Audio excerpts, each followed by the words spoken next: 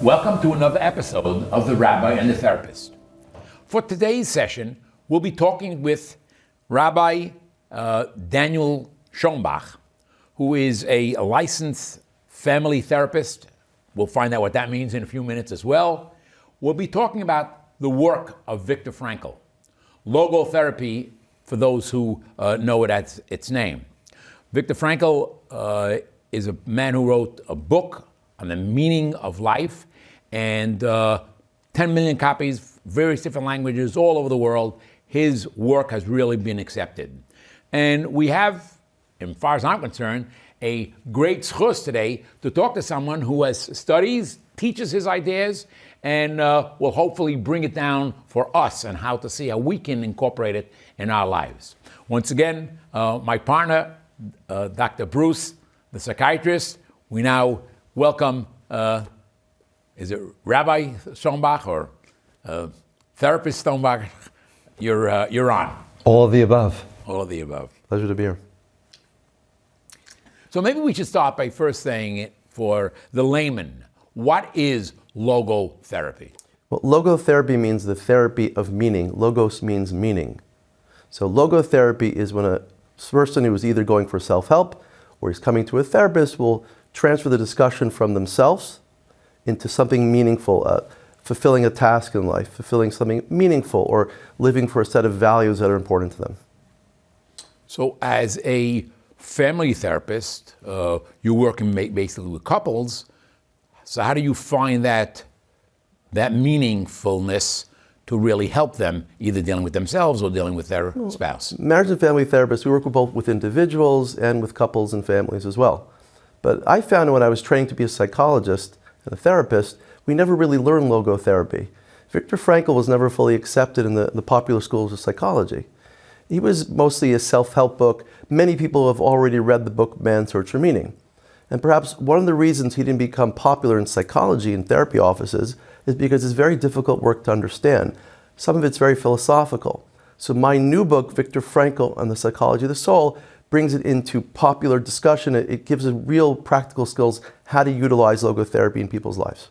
So if I read this book, I will know exactly how to take the chokhmah, the wisdom of Mr. Viktor Frankl, or Dr. Viktor Frankl, and actually to apply it to my life. Very much so. I mean, Viktor Frankl was a survivor of Auschwitz.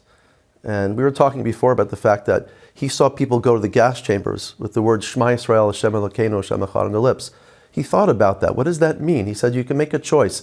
Any situation you can make a choice. The choice people made was to die, I'm quoting him, to die b'kiddush Hashem, to sanctify God's name.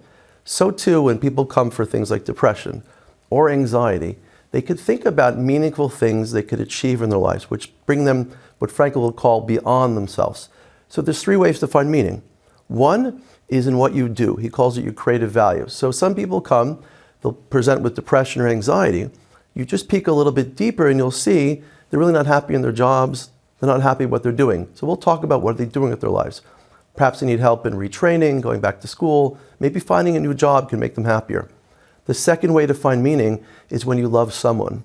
So in logotherapy, we help people love people more effectively. 2B. Sounds good. It sounds good. That's what we're going to work on.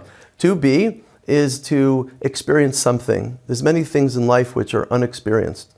Maybe it's a vacation. Maybe it's going to the kotel. Maybe it's studying music. Maybe it's learning a new language. So we'll point to that as an important part of their therapy is to start doing and experiencing new things in their lives. And the third way to find meaning, according to Frankl, is if they're experiencing what he calls inescapable suffering, like in Auschwitz, maybe somebody living with Hamas right now in Gaza, is in spite of one's suffering, Frankl believed one could still find meaning.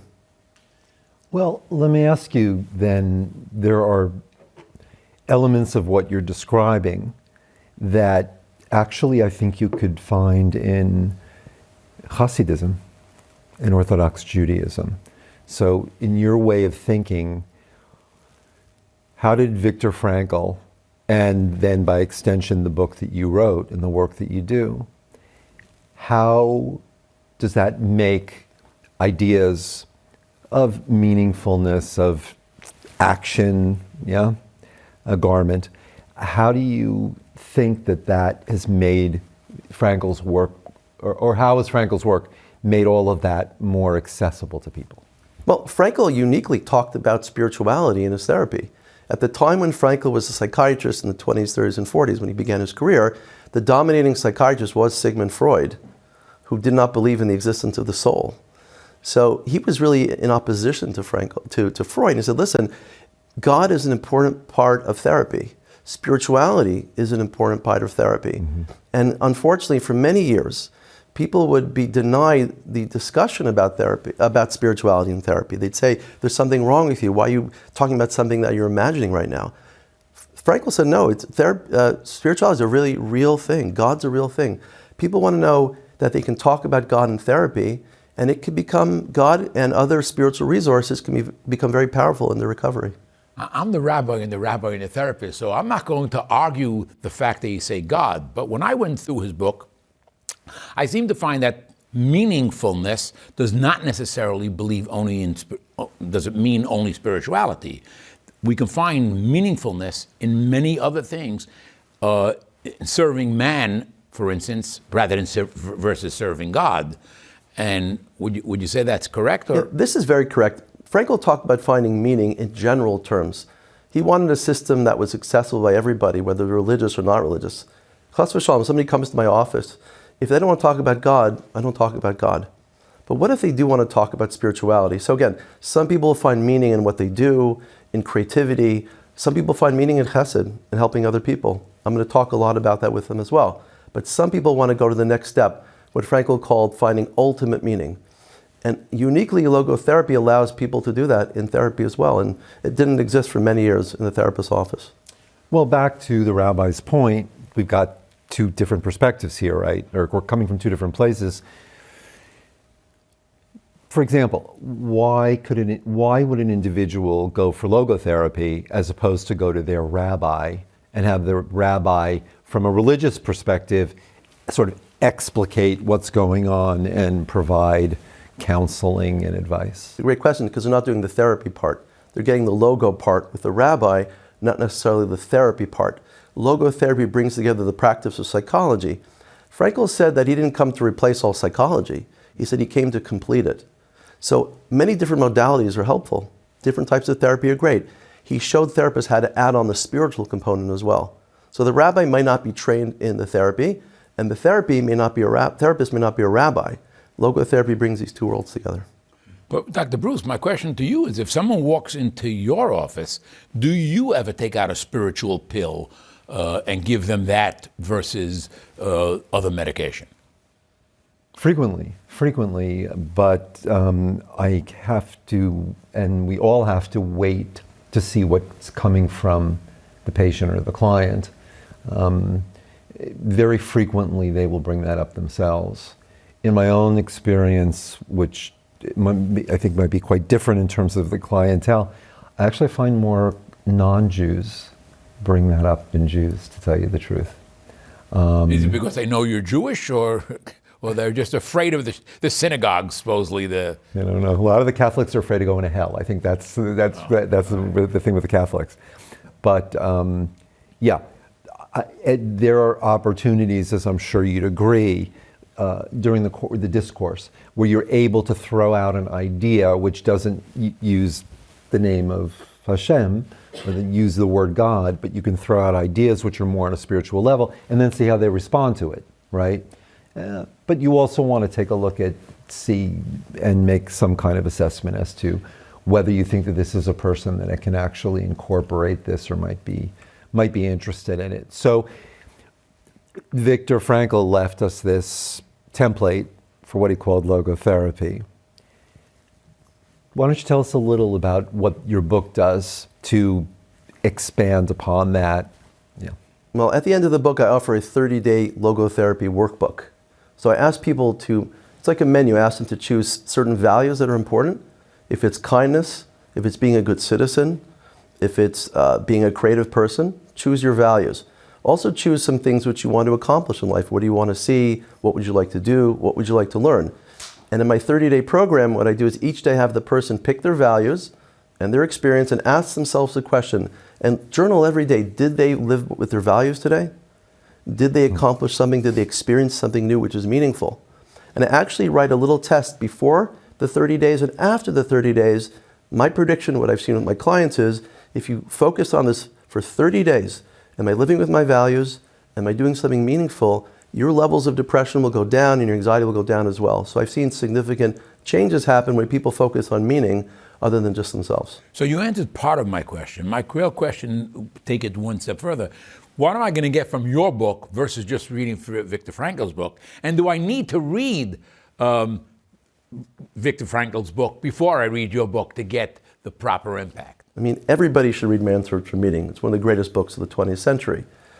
If anybody comes to me with trauma, I say usually, while we're doing therapy together, can you please also start reading Man's Search for Meaning? And often in therapy with them, I'll discuss what they read in Man's Search for Meaning. Many people find, because they've suffered, and Frankl has suffered as well in the Holocaust, he speaks their language automatically. People connect to the book.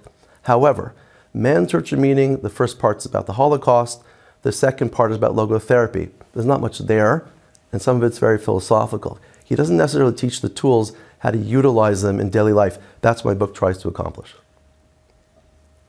You gave a very specific example of the 30 days of exercises that you offer. And we spoke about this a little previously. Since Frankl, they've developed other types of therapeutic approaches in psychology which highlight and stress the importance of bringing meaningfulness into the therapy. What you spoke about earlier reminded me of, and I think it would be very helpful for people listening to this, because they could go to different places and different people and be offered different kinds of therapy. There are the whole menu of therapies. So for example, dialectical behavioral therapy, which is really extremely helpful and quite popular today.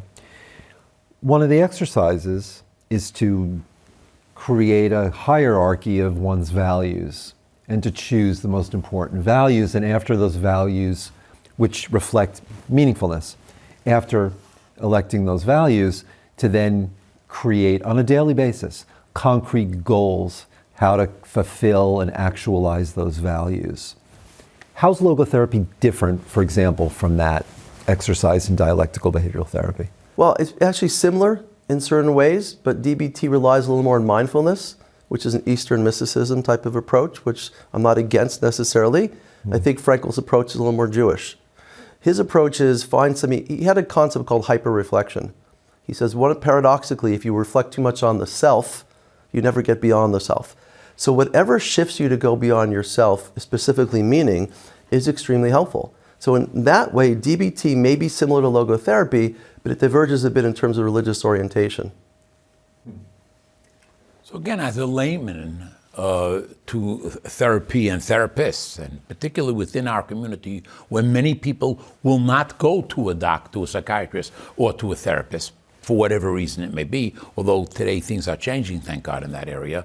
The question is, by picking up a book like this, do I got a good chance of perhaps fixing myself, so to speak, addressing my problem and finding a solution without necessarily going to a therapist? Well, put it to you like this. The Lubavitcher Rebbe supported Frankl's ideas. And at least 3 occasions I saw letters. The Rebbe said people should look into logotherapy for treating anxiety and trauma. So I believe there is something to be said about the importance of logotherapy, especially for religious individuals that want a system which is safe for them, which is not going to contradict their values. Logotherapy is extremely kosher for them, extremely accessible. But 2 is logotherapy teaches practical things to do to find meaning. So yes, they can find more meaning practically in what they're doing in life through reading his ideas and hopefully for reading my book as well. Are there other books like this, particularly on logotherapy? There's a number of books. Reuben Bulko, I spoke to a few years ago before he passed away, was Viktor Frankl's rabbi. He was his official rabbi. And he wrote a number of books on logotherapy and spirituality. Many people have tried this. This is a new approach using Jewish and Hasidic sources combined with Frankl's ideas. I think it's unique in that respect. What role do you think a rabbi could fill in facilitating, supporting, or being helpful more generally to an individual who's undergoing logotherapy? That should have been my question, but let's say it was. I read your mind. Well, the most important thing the rabbi to do is really listen. I would reflect on Carl Rogers' work about reflective listening in therapy. A rabbi or anybody can really listen to you is doing you tremendous service. It says it in Mishlei. Daiga beleva ish yashchena. If a person has a worry in their heart, let him spill it out. Let him talk it out. So that's the model of good therapy. Number one, listen to what people are saying. Reflect on what they're saying deeply.